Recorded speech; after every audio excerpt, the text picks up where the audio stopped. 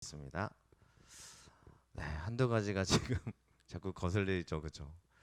이거를 이제 그 유선으로 어제 주문해서 인터넷으로 주문해서 꼈는데 자꾸 깜빡거려요. 어제 할 때는 괜찮았거든요. 그러니까 어제 잠깐 테스트를 했는데 좀 괜찮나요? 네. 그래서 깜빡거리니까 또 아침부터 또 신경이 쓰이고 또 오늘 못 오신다는 분들이 계셔서 또 마음에 또 신경이 쓰이고 또 여러분들이 오신 분들 또 함께 하신 여러분들이 정말 소중하고 감사한 시간임에도 우리 가운데 자꾸 이런 하나하나가 왜 신경 쓰는지 잘 모르겠습니다. 그죠? 당신은 사람밖에 태어난 사람 제가 다 준비해 놓고 보니까 PPT를 또 안 넣어놨어요. 그러니까 제가 이런 게 자꾸 하나가 자꾸 걸리는 거예요. 여러분, 우리의 마음이 이렇게 자꾸 걸리는 거가 분명히 있을 겁니다. 예배 드릴 때 이렇게 자꾸 걸리는 것은 아마도 우리 마음을 무너뜨리기 위한 하나의 그런 모습들인 것 같아요. 그러니까 우리가 마음을 무너지지만 제가 무너지지 말아야죠, 그죠? 여러분들 다 똑같겠지만 우리 마음을 하나님께 굳게 붙잡아 주시기를 기도하며 오늘 어버이 주일을 맞아 여러분들에게 하나님의 축복이 가득하기를 축원합니다. 네, 우리 정말 옆에 앉아 계신 우리 어버이들, 부모님, 아버지들 정말 감사하죠. 네, 우리 서로 같은 식구들이니까요. 서로 앞뒤 분들 또 옆 사람들 한번 쳐다보시면서 축복합니다. 감사합니다. 한번 해주시겠습니다. 축복합니다. 감사합니다. 축복합니다. 감사합니다. 아멘.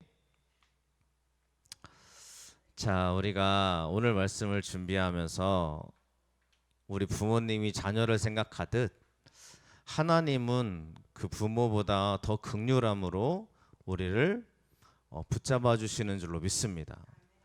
그래서요, 오늘 13절의 말씀을 보면 부모와 하나님과의 이런 모습을 이렇게 비교해 주고 계세요.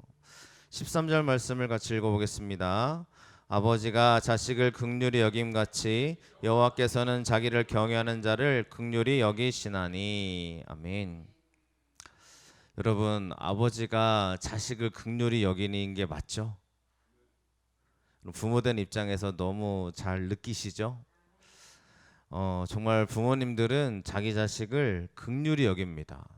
여러분, 긍휼히 여긴다는 게 뭐냐면요, 제가 이걸 특별히 찾아봤어요. 그랬더니 이 라함이라는 단어인데 깊이 사랑하다입니다. 여러분, 부모님은 자녀를 깊이 사랑하게 돼 있어요. 물론 안 그런 부모도 있다라는 얘기를 우리 종종 듣지만요, 제대로 된 부모님이라면 자녀를 깊이 사랑합니다. 그렇죠? 또 우리가 자녀된 그 사람을, 그죠? 직접적인 나의 자녀가 아니어도 자녀된 그 사람을 우리는 깊이 사랑합니다. 맞습니까? 그러니까 여러분, 이 마음을요, 그 누구도 부정할 수 없을 거예요. 저도 이제 결혼을 하고 아이를 낳아 보니 부모님이 이랬겠구나라는 생각들을 종종 하게 됩니다. 여러분, 우리 둘째 아이가 이제 어렸을 때 팔이 부러졌어요. 저 놀다가 이제 어린이 이렇게 다 같이 키즈 카페에서 놀다가 아이가 이제 팔이 부러졌어요. 그랬더니 그 모든 시간들을 되돌리고 싶은 거예요. 막 조금만 더 그죠, 다시 그때로 돌아갔으면 우리 아이가 이렇게 수술해가지고 이제 팔이 수술을 좀 해서 크게 했는데, 그러다 보니까 그 시간들을 보내면서요, 어떤 마음이 드냐면 다 저의 책임인 것 같은 거예요. 나 때문인 것 같은 생각이 드는 거예요. 그렇죠? 그래서 이게 내가 정말 이 아이가 뭔가 내가 잘못했나 뭐 이런 생각이 들 정도로요, 그런 생각과 마음들이 들어오더라고요. 그런데 아시겠지만 다른 자녀가 아프면 가슴은 아프거든요. 근데 이렇게 깊이 사랑하다라는 마음은 아니에요. 솔직히 말씀하면 우리 자녀를 생각하는 우리들의 마음, 여러분, 부모가 자녀를 향한 마음은 어떤 것과도 바꿀 수 없는 깊은 사랑인 줄로 믿습니다. 그 사랑을 여긴같이 하나님도 우리를 긍휼히 여겨주신다고 말씀하고 있어요.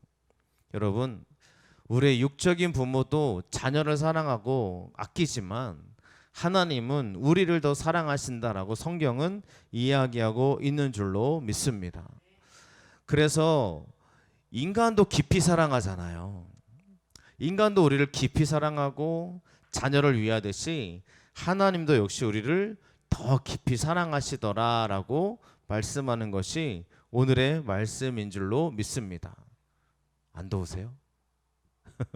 네, 더우시면 에어컨을 좀 틀어주시기를 바랍니다. 네, 하나님이 우리를 너무너무 사랑하신다라고 우리는 알고 있습니다. 그렇죠? 맞죠? 그런데 이 하나님이 나를 사랑하실 때 어떠한 사람들을 사랑하시냐면 자기를 경외하는 자를 사랑하신대요. 여러분, 이 말씀을 우리가 깊이 고백하시기를 바랍니다. 아버지는 자녀된 모든 사람들을요 깊이 사랑하고 더 기도하게 되죠. 그렇지 않습니까? 근데 하나님이 우리 가운데 말씀하시는 거는 하나님을 두려워할 줄 아는 사람을 주님이 긍휼히 여기신다라고 말씀하고 있어요. 당연한 얘기죠. 하나님을 경외하는 거예요. 여러분, 우리가 진정으로 경외하는 사람들이 어떤 사람들이냐면 하나님을 두려워할 줄 아는 겁니다.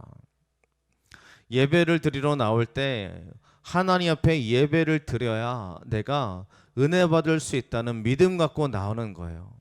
반대로요, 예배 안 드리면 내가 하나님 앞에서 당연히 두려움을 겪을 수밖에 없지라는 마음을 갖는 거예요. 이런 두려운 마음을 갖는 게 축복이라는 거예요. 여러분, 부모님을 향한 경외함이 분명히 있죠. 부모님을 두려워하는 건 아니지만 부모님을 경외해야 합니다. 자녀들의 입장에서 경외한다는 얘기는 부모를 공경한다는 얘기죠. 그런데 부모를 공경할 때요, 이 비슷한 마음일 거예요. 부모를 공경하는 게 어떠한 두려움이냐면 부모를 공경해야 이것이 마땅하지라는 생각이 드는 게 바로 하나님을 경외하는 마음과 같습니다. 그러니까 하나님을 진정으로 우리가 경외하는 마음들이 계시다면 부모님도 역시 우리가 공경하는 게 맞는 거죠. 그런데 저도 인생을 살아오다 보니 많은 얘기를 들어요. 그렇죠? 제가 알았던 한 친구는 이제 어린 아이였죠. 중학생이었는데 부모님이 이 아이를 태어나자마자 할머니한테 맡겨놓고 한 번도 찾아오지 않는 거예요. 할머니가 키우죠. 근데 이 아이가 부모님을 언제 가장 보고 싶어 하냐면, 제가 전에도 한번 말씀드린 적이 있는데 생일 때만 되면 부모님이 그렇게 생각이 나는 거예요. 왜 나를 태어나게 해가지고 생일이 되는데도 연락을 안 하고 찾아오지도 않고, 그렇게 중학교까지, 태어나면서 중학생 때까지 부모님이 없이 살았어요. 할머니랑 살았어요. 그런데 이제 중학생이 되면 사춘기가 찾아오니까 이 아이가 삐뚤어지기 시작하는 거예요. 그래서 가장 싫은 날이 생일이 됐어요. 생일만 되면 부모님은 안 계시고 애들은 축하해주고 친구들은 좋아해주는데 자기가 정말 그 부모의 사랑을 못 받으니까 삐뚤어지기 시작하더라고요. 그래서 막 방황하고 이미 중학생 때부터 술 취해가지고 막 그런 문화를 즐기기 시작하고요. 그런 아이가 교회를 온 거예요. 그런 아이들한테 야, 부모님이 너를 사랑해 했을 때요, 그게 온전히 전달되겠어요? 이게요, 그런 마음들이 있을 겁니다. 우리가요, 어떻게 자녀를 사랑하지 않을 수 있겠어요? 근데 그런 모습들을 보면서 이 아이가 참 많이 고통스러웠거든요. 그런데 하나님의 은혜를 봤더니 누구를 보는 거예요? 할머니를 보는 거예요. 자기를 키워준 할머니, 함께 있었던 할머니를 보고 그 할머니를 자기 부모처럼 여기고 오히려 하나님이 감사하는 모습으로 바뀌는 것을 옆에서 지켜본 적이 있습니다. 여러분, 우리가요, 만나고 싶어도 못 만나는 자녀가 있을 겁니다. 그런 사람들도 분명히 우리 가운데 있을 거예요. 얼마나 우리 마음이 무너집니까? 얼마나 우리 마음이 아파요. 기도하죠. 아마 그런 분들은 더 기도하실 거라고 생각을 합니다. 그런데 왜 제가 이런 말씀을 드리냐면, 하나님이 우리를 향한 긍휼하심은 내가 자녀를 향한 그 마음과 긍휼함과 사랑함보다 우리를 더 크게 사랑하신다는 그 마음을 우리에게 부어 주고 계신 줄로 믿습니다. 그러니까요, 우리가 정말 하나님의 은혜로 기도할 때, 하나님을 찾고 나아갈 때 주님이 우리를 긍휼히 여겨주셔서 우리의 기도 속에, 우리의 삶 속에 하나님의 축복으로 충만하게 채워주실 줄로 믿습니다. 여러분, 다 같은 부모님이지만 환경과 여건이 다르잖아요. 그렇지 않습니까? 제가 그 극동방송을 듣다가 이런 설교를 들었는데, 자녀가 잘못되는 건 다 부모 잘못이라고. 자녀가 잘못되는 건 부모가 기도하지 않았기 때문이고 부모가 믿음이 없어서 그런 거라고 극동방송의 설교에 그런 얘기가 나오더라고요. 제가 그 얘기를 들으면서 정말 어떻게 저렇게 단적으로 얘기할 수 있을까라는 생각이 들었어요. 왜냐하면 여러분, 부모가 기도 열심히 하고 믿음이 좋은데 자녀가 그렇지 않은 경우들을 많이 봅니다. 그렇죠? 근데 부모가 신앙이 없어도요, 자녀가 바로 서 나가는 그런 현실들도 봅니다. 그러니까 여러분, 우리가 해야 될 일이 뭐냐면 하나님이 행하시도록 우리가 기도하고 맡기며 나아갈 때 하나님은 우리 가정을 이끄시고 보호하실 줄로 믿습니다. 그러니 우리 자녀가 잘못됐을 때 더 기도하시고요. 우리 부모가 힘든 모습을 보인다 그러면 자녀들 입장에서 하나님에 대한 믿음을 가지고 기도와 은혜로 나아가시기를 축원을 드립니다. 하나님이 우리를 긍휼히 여기신다 그랬어요. 이 긍휼히 여기시는 거는 부모의 사랑을 뛰어넘습니다. 15절 말씀, 이사야 말씀인데요. 이사야 49장 15절 말씀을 함께 읽어보겠습니다. 여인이 어찌 그 정먹는 자식을 잊겠으며 자기 태에서 난 아들을 긍휼히 여기지 않겠느냐. 그들은 혹시 잊을지라도 나는 너를 잊지 아니할 것이라. 아멘. 여러분, 자식을 잊는 부모가 있나요? 잊겠다라는 얘기는 세월의 흐름입니다. 세월이 지나서 무뎌지는 거예요. 그럴 수 있죠. 그런 사람이 있을 겁니다. 네, 잊고 싶지 않아도 세월이 흐르다 보니까 점점 무뎌지는 모습을 우리가 볼 수 있을 거예요. 하지만 하나님은 결코 우리를 잊지 않으신다라고 말씀하고 있는 줄로 믿습니다. 그러니 우리가 하나님의 은혜로 여러분들의 가정이 묶여 계시기를 간절히 축원을 드립니다. 여러분, 우리가 부모에게 늘 감사가 있고 은혜가 있고 또 믿음의 고백이 있었으면 좋겠습니다. 하지만 하나님을 향한 믿음의 고백이 더 충만하시기를 간절히 축원을 드립니다. 왜냐하면 하나님이 우리를 다 아신다고 말씀하고 있기 때문이에요. 14절 말씀을 같이 읽어보겠습니다. 이는 그가 우리의 체질을 아시며 우리가 단지 먼지뿐임을 기억하심이로다. 아멘. 여러분, 하나님 우리 체질을 아신대요. 우리의 형태, 우리의 구성, 우리의 생각을 아신대요. 여러분, 요즘은 MBTI가 굉장히 잘 돼 있어서 우리가 어떤 유형인지를 얘기합니다. 특별히 우리 젊은 아이들은 내가 어떤 MBTI를 갖고 있는지를 이야기하며 서로를 이해하는 모습들을 보여주고 있어요. 그래서 이 구성한다, 형태를 갖고 있다라는 우리의 체질을 하나님이 가장 잘 아신다는 이야기는 이 모든 걸 다 뛰어넘어서 하나님 우리를 가장 잘 아신다고 말씀하고 있는 줄로 믿습니다. 여러분, 우리의 체질은 어떠세요, 여러분들? 여러분 체질은 좀 어떠세요? 네, 우리 부모님들도 마찬가지일 겁니다. 우리 부모님들도요, 다 성격을 가지고 있어요. 그죠? 옛날에는 뭐 다혈질, 뭐 우울질, 점집 이런 얘기를 했는데 옛날 얘기가 됐지만 요즘은 MBTI가 너무 잘 돼 있으니까 뭐 I형이냐, E형이냐 뭐 이런 얘기를 따지면서 외향적이냐, 내향적이냐 이런 얘기를 하더라고요. 여러분, 그게 우리의 체질을 나타내고 있는 것 같지만 다 나타내는 건 아닌 것 같아요. 하지만 하나님은 여러분들 한 사람 한 사람의 모든 체질을 다 알고 계신다는 거예요. 그래서 긍휼히 여기신대요, 여러분. 성격이 급한 여러분들 계시죠? 성격이 급하신 분들 하나님이 긍휼히 여기신대요. 나는 너무 소심해. 나는 뭐 뛰어난 게 없어. 그 체질까지도 하나님이 아시고요. 우리를 긍휼히 여겨주신대요. 이게 하나님이 나를 사랑하시는 모습 중에 하나라는 것입니다. 여러분, 그러면 우리의 체질이 어떠셨으면 좋겠어요? 저도 똑같지만 저도 원래는 E형을 추구하는 사람이었어요. 그러니까 옛날에 검사하면 외향적인 게 나왔거든요. 근데 지금 검사하면 I가 나와요. 솔직히 집에 있는 게 좋아요.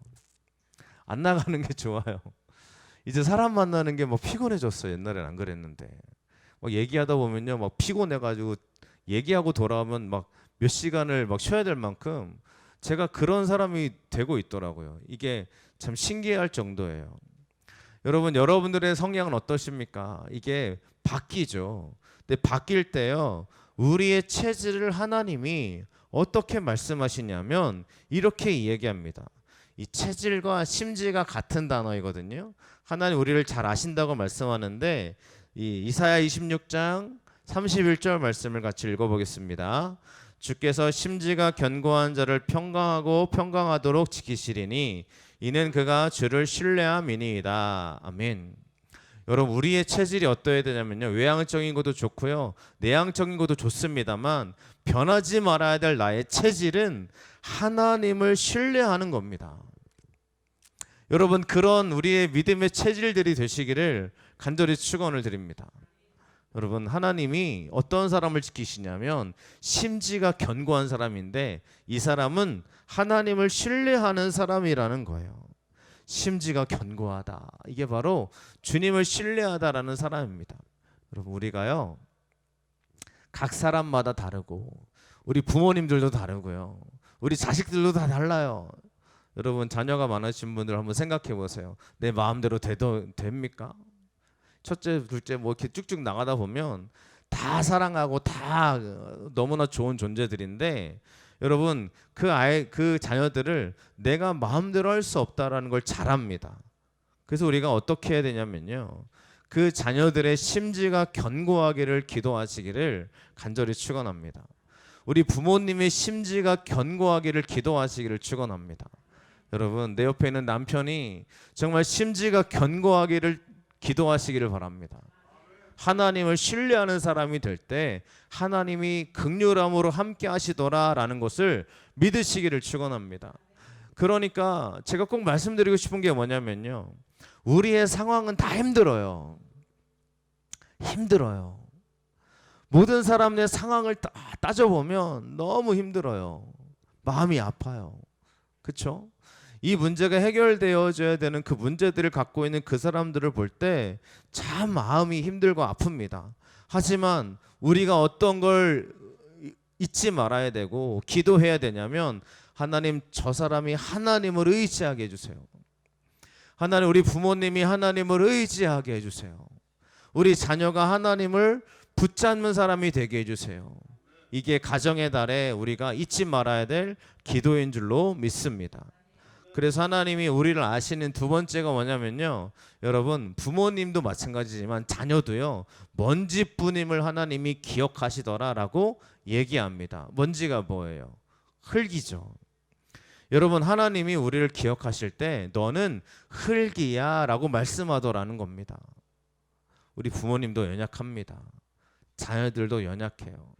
하나님이 보실 때 우리를, 그 사람이 위치가 아무리 위대해도요, 모든 사람은 다 흙으로 돌아가요. 그러니까 있을 때 잘하자. 여러분, 옆에 있는 우리 부모님이 있을 때 잘하시기를 축원합니다. 하나님이 우리를 긍휼히 여기시는 거는 우리가 아무것도 아닌 존재들이기 때문입니다. 흙으로 돌아갈 거예요. 언젠가 반드시 그렇게 될 거예요. 그 시간이 속히 오기 전에 여러분, 우리가 말 후회하지 않고요, 부모님에게나 자녀들에게나 여러분, 있을 때 더 사랑해주고 있을 때 믿음의 표현을 해주는 저와 여러분 되시기를 간절히 축원을 드립니다. 부모님 항상 내 옆에 계시지 않을 거예요. 자녀들도 항상 내 옆에 있지 않을 겁니다. 하나님의 때가 언젠지는 아무도 모릅니다. 부모님이 먼저 하나님께 가라는 법도 없고요, 자녀가 막 나중에 가라는 법도 없죠. 여러분, 우리가 왜 하나님의 긍휼하심을 잊고 살아야 되냐면 흙이기 때문이에요. 먼지뿐이에요. 아무것도 남기지 못할 거고요. 남기면 물론 자녀가 누리고 살겠지만 나는 아무것도 가져가지 못합니다. 그러니까 여러분, 지금 나로 살고 계시잖아요. 그죠? 저는 저로 살고 있고 여러분들은 여러분의 나로 살고 계십니다. 여러분, 제가 여러분의 인생을 대신해 줄 수 없는 거예요. 당연하죠. 지금 나는 나밖에 없어요. 여러분, 나라는 사람이 부모고 자녀라면 오늘 말씀을 기억하셔서 하나님의 긍휼하심으로 살아가시기를 간절히 축원을 드립니다. 그게 우리가 하나님을 경외하는 가정이 되어져야 될 이유입니다. 여러분, 오늘 말씀은 하나님을 경외하라고 얘기해요. 부모님과 자녀 간의 이러한 공경과 사랑을 우리가 당연히 기억해야 되겠지만 하나님이 우리 가운데 여전히 남기시는 말씀은 경외하는 자에게 인자하심을 베푸겠다라고 얘기하고 있는 거예요.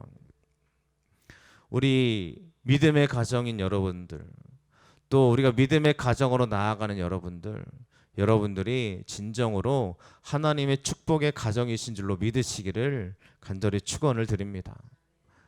두려움이 있고 힘듦이 있지만 하나님의 친절과 인자하심은 하나님을 경외하는 가정을 떠나지 않으신 줄로 믿습니다. 여러분, 그러면 우리가 하나님을 경외하셔야 되잖아요. 우리 부모님들 하나님을 경외하셔야 되잖아요. 자녀들 우리 하나님을 경외해야 되잖아요. 그러면 하나님을 경외하는 게 뭐예요? 하나님 경외하는 게 뭐예요? 알아야 되잖아요, 여러분. 우리가요, 하나님을 경외합시다 라고 말하면 다 각자 생각을 합니다. 이렇게 하는 게 경외하는 거겠지. 여러분, 그런데요, 이 경외하다, 하나님의 인자하심이 경외하는 자들에게 충만하다고 하는데 이 인자하심이라는 단어가 헤세드라는 단어예요. 하나님의 인자 친절이거든요. 근데 이 단어가 주어가 사람일 때가 다르고요. 그러니까 앞에서 누가 주인이냐에 따라서 그 의미가 약간씩 달라지는데 하나님이 인자하심을 나타낼 때, 즉 하나님이 행하시는 인자하심이라고 표현하고 있는 성경 구절은 몇 개 안 돼요. 그 중에 하나가 이 이야기입니다. 다윗에게 하시는, 또 하나님이 이사야서를 말씀해 주시는 말씀인데요. 이사야 55장 3절 말씀을 같이 읽어보겠습니다. 너희는 귀를 기울이고 내게로 나와 들으라. 그리하면 너희 영혼이 살리라. 내가 너희를 위하여 영원한 언약을 맺으리니 곧 다윗에게 허락한 확실한 은혜이니라. 아멘. 이 은혜라는 게 인자하심이라는 단어입니다. 하나님의 행하시는 인자하심이 은혜라는 거예요. 여러분, 우리가 방금 은혜라는 찬양 불렀어요. 모든 것이 다 은혜로다라고 찬양했습니다. 당연한 게 하나도 없습니다라고 고백했습니다. 하나님이 나에게 내려주시는 은혜가 인자하심인데, 인자하심이 언제 내려오냐면 경외할 때 내려오더라는 거예요. 이 경외하는 게 뭐냐면요, 첫 번째는 하나님 말씀에 귀를 기울이고 나오는 게 경외함입니다. 여러분, 교회가요, 하나님을 경외합시다라고 말할 때요, 가장 우리가 강조하는 것 중에 하나가 뭐냐면 하나님 말씀에 귀를 기울이고 주님께 나아가는 게 하나님을 경외하는 거예요. 여러분, 우리 부모님들이 하나님을 경외하는 사람들이 되시기를 축원합니다. 하나님 말씀을 듣고요, 하나님께 나아가면 우리 부모님 하나님을 경외하고 있는 거예요. 여러분, 우리 청년들, 자녀들 잘 들었으면 좋겠습니다. 여러분이 들어야 될 말은요, 세상의 말이 아니에요. 하나님 말씀을 들어야 될 줄로 믿습니다. 여러분, 박사가 많아요. 심리학자들이 굉장히 많아요. 여러분, 요즘 그 심리 상담학이 점점 더 풍성해지고 발달하는데 우울증이 많다 보니까, 마음의 질병이 많다 보니까 나라에서 이 심리학자들에게 많은 그런 재정을 투입하려고 준비하고 있대요. 근데 이 심리학자들을 하고 있는 그 단체들에서 기독교는 제외시켜라 이러고 있대요. 기독교 상담학자들은 제외시켜라, 그들은 정상적인 제대로 된 과정을 밟지 않았다 이러고 있대요. 여러분, 교회가 얼마나 많은 사람들을 감당하고 있는지 아십니까? 여러분 이게 사실이잖아요. 그들은 뭐 제대로 된 과정을 밟아서 박사가 돼가지고 그러면 마음을 잘 통솔하는 거예요? 저는 잘 모르겠어요. 하기가 좋아야 그 사람이 마음을 잘 다스리느냐? 물론 그것도 큰 어쩌면 전문가니까요. 무시할 수는 없지만 여러분 저는요 지금 우리가 들어야 될 말은 이 사람들의 말이 아니라 하나님의 말씀이 되어야 된다고 믿는 사람입니다. 그러니까요 여러분 그 사람들의 얘기는 우리가 너무 잘 듣거든요. 그 사람이 박사고 과학자면 오 전문가니까 잘 들어야지 이런단 말이죠. 그들의 얘기를 여과 없이 다 받아들여요. 그런데 하나님 말씀을 듣는 우리들은 하나님 말씀을 들을 때에 그 말씀을 굉장히 걸러내고 내 마음에 안 들면 쳐내고 이렇게 듣더라는 거예요. 우리 젊은 사람들과 청년들이 하나님 말씀을 들어야 되는 이유가 무엇이냐면 이 말씀을 들어야 뭐라고요? 영원히 살리라 라고 성경이 말씀하고 있기 때문입니다. 내가 들어야 될 말은 하나님의 말씀인 줄로 믿습니다. 하나님 말씀이 우리를 다스리기를 축원합니다. 이게 경외하는 가정이에요. 그럼 두 번째로 하나님을 경외하는 두 번째가 뭐냐면 하나님과 언약을 맺는 겁니다. 하나님 말씀을 붙잡는 거예요. 하나님 말씀대로 될 줄로 믿습니다라고 고백하는 저와 여러분들에게 주님은 반드시 위대한 축복으로 우리 가정을 세워주시고 믿음으로 일으켜 세워줄 줄로 믿습니다. 사람의 갈등은 여러분 그게 자리를 마련한다고 해결되는 건 아닌 것 같습니다. 그 사람의 마음에 풍성함이 찾아와야 됩니다. 그리고 용서하는 마음도 찾아와야 됩니다. 이게 하나님이 주시는 마음이에요. 그래서 갈등을 해결하려고 만남을 추진해서 이렇게 만나고 붙여놓고 막 한다고 해서 되는 건 아닌 것 같아요. 여러분 기도할 때인 것 같습니다. 우리가 하나님의 말씀으로 붙잡임 받을 때 주님 우리를 하나하나 은혜로 채우실 줄로 믿습니다. 그래서 이 경외하는 자들을 자손의 자손에게 이르게 하신다고 얘기하고 있어요. 여러분 부모님들이 잘 믿으시면 신앙의 흐름은 반드시 자녀로 이어지게 될 줄로 믿습니다. 자녀가 아직 안 믿어요. 뭐 그럴 수 있어요. 자녀가 방황하고 있어요. 뭐 그럴 수 있다 생각합니다. 하지만 부모님이 신앙을 잘 쌓아 놓잖아요. 그럼 자녀는 반드시 그 길을 걸어갑니다. 그렇게 될 줄로 믿습니다. 많이 방황하던 자녀도요. 부모가 걸어온 길을 걸어가고 있더라고요. 여러분 부모된 입장에서 여러분들이 이 자리에 기도하고 예배하고 나아갈 때 여러분 반드시 여러분의 자녀가 똑같이 이 자리에서 예배하고 똑같이 기도하게 될 줄로 믿습니다. 그러한 축복이 바로 여보의 주일 우리 가운데 일어나기를 간절히 축원을 드립니다. 그래서요 18절 말씀 우리가 읽었는데 이렇게 말씀하고 있어요. 다 같이 읽어봅시다. 곧 그의 언약을 지키고 그의 법도를 기억하여 행하는 자에게로다. 아멘. 우리가 하나님의 언약을 붙잡고 그 하나님 말씀을 기억하여 행할 때 그것이 우리에게 축복으로 우리에게 이루어지게 될 줄로 믿습니다. 여러분 우리가 또 일주일을 살아갑니다. 새벽 예배도 드려지고 수예배도 드려지고 금요예배도 드려집니다. 여러분 어떠한 미국 교회 또 미국 교회에 있는 목사님들은 새벽 예배를 없애는 분들도 계세요. 왜 그러냐면 주일 말씀을 잘 준비하려고 그러신대요. 이해가 되죠? 그렇죠? 그러니까 말씀이 너무 준비를 많이 하다 보니까 주일 말씀이 소홀해지더라고 얘기를 하더라고요. 제가 그분들의 말씀을 이해를 못하는 건 아닙니다. 하지만 일주일 동안 새벽 예배 안 드리고 주일을 딱 드리면 영적인 흐름이 제대로 될까 한번 생각해 본 적이 있어요. 우리가 40일 기도하고 일주일 쉬었잖아요. 그죠? 여러분 여러분 당연히 은혜롭게 다 받아들이셨겠지만 일주일 쉬고 난 다음에 주일 예배 드리는 저는 쉽지 않더라고요. 그러니까 저한테만 그런 걸 수도 있습니다. 목사님들보다 또 체질이 다르니까요. 체질이 다르고 그죠? 하지만 저는 그래요. 월요일부터 금요일까지 새벽 예배 드리고 수요예배 드리고 또 금요기도회도 드리고 또 주일 예배 드리는 저의 삶을 보면 실제로 저 목양실에서 보낸 시간들이 굉장히 많습니다. 말씀을 준비해야 되니까요. 쉽지 않죠. 오랜 시간을 준비하다 보니까 제가 가끔 드는 생각이 있어요.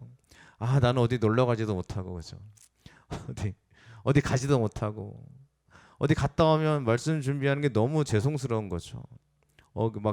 근데 그 일주일의 시간을 되돌아보면 제가 성경의 말씀에 붙잡힘 받고 성경을 더 묵상하고 이렇게 연구하는 제 모습을 보면서 여러분 그것이 우리 교회와 저에게는 하나님께 붙잡혀 있는 끈이라는 걸 너무 잘 느낍니다. 여러분 우리가 예배가 주일 한 번뿐인 사람들이 있습니다. 여러분 주일 한 번만으로 여러분들의 신앙이 괜찮으시다면 저는 그러라고 말씀드리고 싶어요. 하지만 여러분 주일 한 번 예배드리고 일주일 살아갈 때 우리는 반드시 부족함을 느끼고요. 반드시 우리 가운데 있는 죄악을 맞닥뜨리게 되고요. 내가 제대로 서 있지 못하다는 걸 보게 됩니다. 그러니까 여러분 하나님을 경외하고 그의 언약을 지키고 법도를 기억하며 나아가는 사람들은 하나님 앞에 나올 수밖에 없더라는 걸 꼭 아시기를 간절히 축원을 드립니다. 그래서 오늘 말씀 아버지가 자녀를 긍휼히 여긴 같이 하나님 우리를 긍휼히 여기신다라는 말씀을 함께 나눴습니다. 여러분 하나님은 우리를 부모된 심정보다 더 뛰어나게 우리를 사랑하시고 함께한 줄로 믿습니다. 그 은혜가 우리 가운데 충만하게 나타나시기를 축원드립니다. 찬양하겠습니다.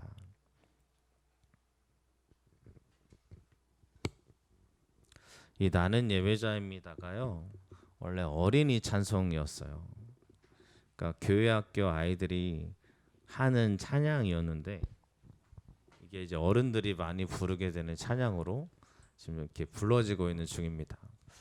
어린 아이들의 찬양이 은혜로운 게 가끔 있어요, 여러분. 그래서 그런 찬양들도 좀 알았으면 좋겠습니다.